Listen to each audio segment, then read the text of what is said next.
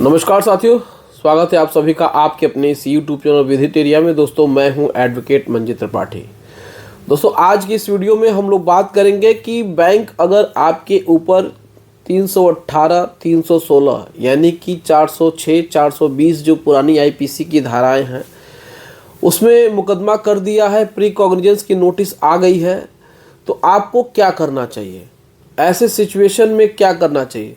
बहुत सारे लोग परेशान हो जाते हैं कि कोलकाता से नोटिस आ गई है, अब इसमें क्या करें। तो देखिए सिंपल सा तरीका है कि अगर आप इस प्री कॉग्निजेंस की नोटिस को रिसीव किया है और उसके बाद फिर समन हो गए हैं, फिर आप वहां जा कर के अपीयर होते हैं और वहां पर अपना एक एडवोकेट अपॉइंट करते हैं और इस मुकदमे को आप लड़ते हैं, तो यकीन मानिए कि बैंक के साथ मुकदमा लड़ते लड़ते आपको 5 से 6 साल वहाँ पर लग जाएंगे। इन 5 से 6 सालों में आपको न जाने कितनी बार जमानत करानी पड़ेगी और न जाने कितनी बार आपको केसेस के पैसे भी देने पड़ेंगे। अब मान के चलिए कि आपका लोन बकाया है 1 से 2 लाख रुपए और आप इस मुकदमे को लड़ रहे हैं 5 साल तक, तो 5 साल में आपका लमसम नियर अबाउट 5 से 6 लाख रुपए खर्च होना ही होना है। बहुत सारा पैसा खर्च होता है, बेल के नाम पे वकील साहब लोग बहुत पैसा ले लेते हैं।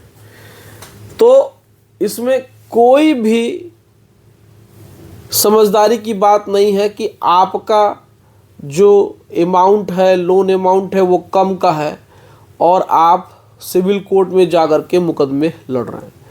समझदारी ये है, देखिए मैं आपको बहुत ही फैक्ट बात बता रहा हूँ, जेन्युइन बात बता रहा हूँ।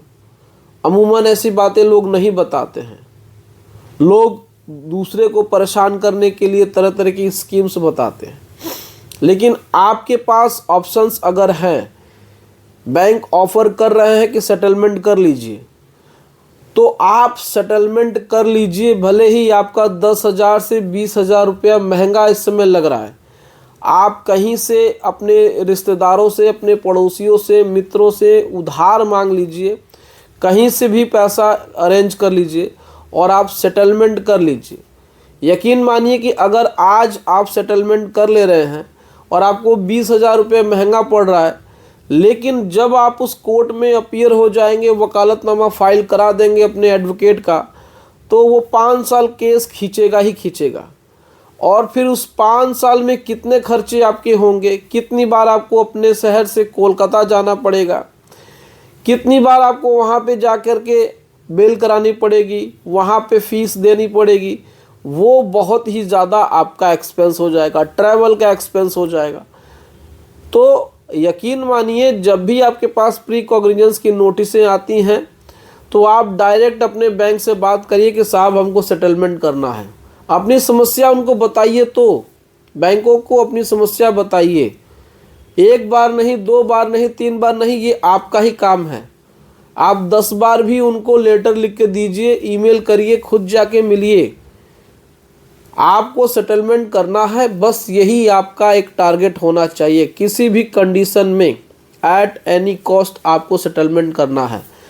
आपने अगर सेटलमेंट के लिए बैंक को राजी कर लिया, उनको कन्विंस कर लिया, तो इसमें फ़ायदा आप ही का है। समय आपका बचेगा, पैसा आपका बचेगा, नहीं तो फिर आप 5 साल तक उसमें लड़ते रहिए और कोर्ट आपके ऊपर पेनल्टी लगा देगी। अगर कोर्ट चाहेगी तो आपको जेल भी भेज देगी।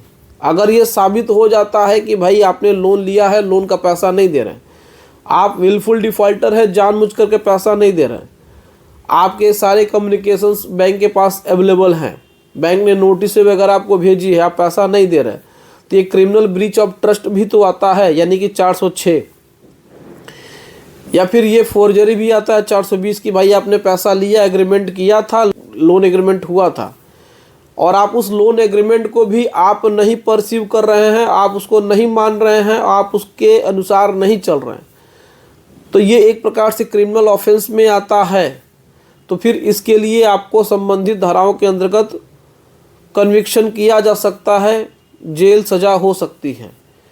तो ये कोई समझदारी वाली बात नहीं है कि भाई आप जा कर के वहाँ पे मुकदमा लड़ें। बैंक तो ये चाह ही रहा है कि भाई आप वहाँ जाके अपीयर हों, फिर वो आपको दौड़ाए, फिर वो आपसे पैसा वहाँ पे खर्चा करवाए, तो वहाँ जो पैसा आप खर्चा करना चाहते हैं या करेंगे, वही पैसा आप सेटलमेंट के लिए कर लें, भले ही 20,000, 30,000, 25,000, 40,000 जो भी महंगा पड़े, लेकिन ये जो महंगा है वो बाद में जा कर के आपको बड़े बड़े नुकसान से आपको बचा सकता है। तो जब भी आपके पास ऐसी कोई नोटिस आए तो तुरंत आप बैंक को इन्फॉर्म करिए, बैंक से मिलिए, उनके आप मैनेजर से मिलिए, उनके सीनियर अधिकारियों से मिलिए, आप रीजनल मैनेजर से मिलिए, कलेक्शन मैनेजर से मिलिए, या फिर उनको मेल करिए, जो भी बन पड़े वो आप करिए। नहीं तो आगे चल करके कोर्ट आपको समन भेजेगा, फिर वारंट भेजेगा, फिर नॉन बेलेबल वारंट भेजेगा, फिर आपको दिक्कत हो जाएगी। एक बार नॉन बेलेबल वारंट इशू हो गया तो यकीन मानिए उसी डिस्ट्रिक्ट कोर्ट में आपको फिर जो खर्चा होगा वो 50,000 से लेकर के 1 लाख रुपए तक हो जाएगा, आपको देना पड़ जाएगा। वहाँ तमाम तरीके की चीज़ें होती रहती हैं। तो आप बिल्कुल भी उस तरफ मत सोचिए, आप ये सोचिए कि सेटलमेंट कैसे होगा, उसका अरेंजमेंट कैसे होगा। लेटर वगैरह आप हमसे लिखवा सकते हैं, सेटलमेंट का हमसे एडवाइस ले सकते हैं। अगर आपको लेटर लिखने नहीं आ रहा है, अगर आपको समझ में नहीं आ रहा है कि किस तरीके से बैंक से अप्रोच करें, तो हमारा नंबर दिया हुआ है व्हाट्सएप का, उस पर आप हमसे संपर्क कर सकते हैं। आप हमसे लीगल एडवाइस ले सकते हैं, लीगल सोल्यूशन ले सकते हैं। लेकिन किसी भी तरीके से आप कोर्ट में मत जाइए, इसको यहीं ख़त्म कर दीजिए। कोर्ट में जाने से किसी का भला नहीं हुआ है। वैसे देखिए, पैसे तो आपके पास आज जब नहीं है तो बैंक से आप लड़ नहीं पाएंगे, ये कटु सत्य है। जो लोग सोचते हैं कि जस्टिस ये वो, पैसा लिया है तो पैसा देना पड़ेगा, इसमें कोई जस्टिस वस्टिस की बात नहीं होती है। ये क्रिमिनल ऑफेंस वो वाला नहीं है कि आप इसमें इनोसेंट हैं। अगर आप इनोसेंट हैं तो फिर यहाँ पर बैंक से बातचीत कर लीजिए। कोर्ट में जाने पे सेटलमेंट नहीं होता है, लंबा केस चलेगा, खर्चा दुनिया भर का होगा, समय वैसे भी आपका जाएगा, तो परेशानी आपको ही बढ़ेगी, बैंक को नहीं बढ़ेगी। बैंक तो अपने 15-20 वकील वो रखा ही हुआ है, उनको सैलरी देता है, वो उनको जाकर के एप्लीकेशंस लगाने हैं, आपके खिलाफ़ मुकदमे फाइल करने हैं और आपके खिलाफ़ वारंट कराना है। तो आप इस चीज़ को समझिए, मैं बहुत ही जिम्मेदारी से और आप सभी के भले के लिए सारी बातें कह रहा हूँ। बाकी की जो लोग इस तरीके से वीडियो बना के आप लोगों को भ्रमित करते हैं, तो फिर आप लोग उनकी बात मानेंगे तो परेशान ही रहेंगे। तो इस तरीके से जब भी आपके पास प्री कॉग्निजेंस की नोटिस आएगी तो आप उसको सेटलमेंट के लिए जाइए, यही आपके लिए बेटर ऑप्शन है। बाकी आपको जो भी अगर लीगल एडवाइस की ज़रूरत है किसी भी प्रकार से, तो आप हमारे इस व्हाट्सएप नंबर पे हमसे संपर्क कर सकते हैं। तो दोस्तों, वीडियो अच्छी लगी हो तो वीडियो को लाइक और इसको शेयर जरूर करिएगा, और चैनल पे नए हैं तो चैनल को सब्सक्राइब जरूर करिएगा। चलिए मिलते हैं नेक्स्ट वीडियो में। Thank you so much. जय हिंद दोस्तों।